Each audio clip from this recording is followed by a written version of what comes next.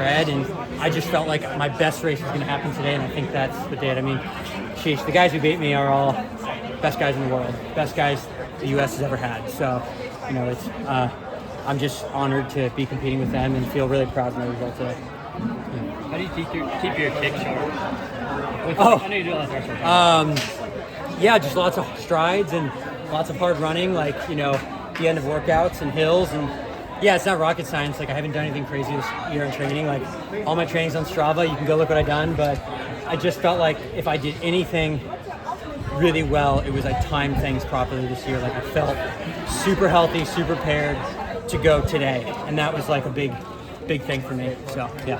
Has it been a difficult year for you, switching sponsors and the group kind of, you know, splintering or losing, you know, its Adidas deal? Yeah. You would think so, but I love my new sponsor. I feel very supported by them. You know, they sat me down when they signed me and they said, we just want to support you. Results are obviously great, but we know that you're going to do everything you can to earn those results, and if it takes time, that's okay, but we're just going to be here to support you, and just not running from a place of fear anymore. Like, I'm just happy and content, and I just love competing and racing well. So yeah. And positioning wise, you were pleased with what you were, or any regrets? I spent a lot of time out, but we were running so slow, so it's sort of I don't know how much that mattered, but I just my dad kept telling me before the race, he's like, when it goes, you got to be there. So that means going out to lane 3 and passing a bunch of guys. That's what you got to do, and that's kind of what I did. But like I said, I'm really happy with today, and there's not much more I think I could have done. So yeah, it's a good race. Which race are you prouder? Sorry, go ahead. Do you feel at home on the track, or do you feel a little more pulled to the roads now, or what are you thinking Nowadays, you have to be good at everything. Grant can go run, a 60-minute half marathon if he wanted to.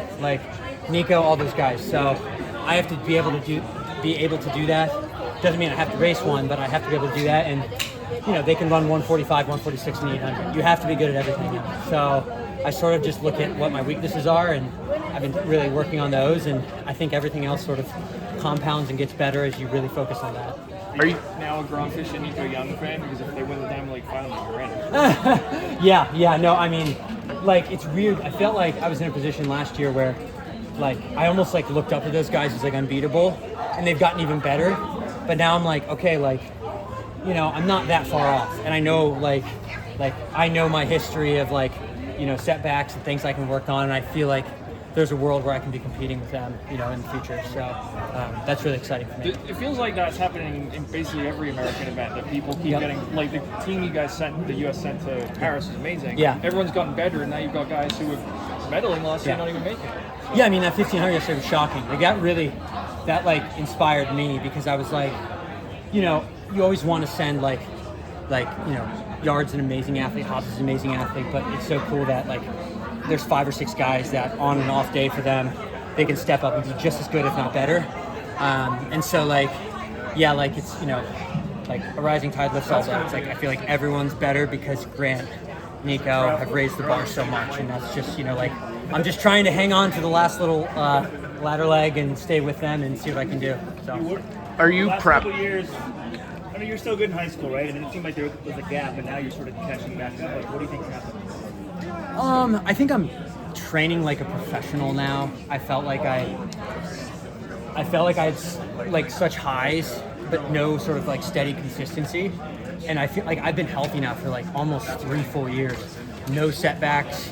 And I just feel like I'm training like a professional. I think I'm doing methodical training. I'm thinking about the workouts I want to do more. And my mom's done an excellent job just managing that for me. And I just 10 days before this, in the past, I would have been ripping 300s and I was just doing threshold work. So it's a very, I feel like I'm just sort of thinking about more my approach and sort of training like a professional. And that's been, that's helped me stay healthy and compound and run better. The race is slow, and kicking with those guys, are you confident in that type of race? That's what I wanted.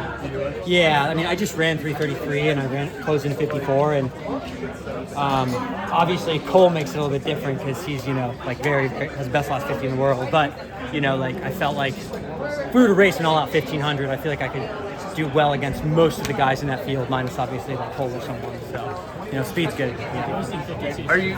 Really? Oh, that's good. It's a PR for the season for 400, so it's good. Drew, are you prouder of this race or the 10K at trials last year? 10K at trials last year was more emotional for me. Like I thought that was going to be maybe like one of my last track races, and so this I'm more proud of just like how I finished. I mean, that field, I still like was looking at the start list. I'm like, this is unreal. Like this is just an unreal field. Like I'm just happy to be here, excited to compete, and think I can do well. So yeah.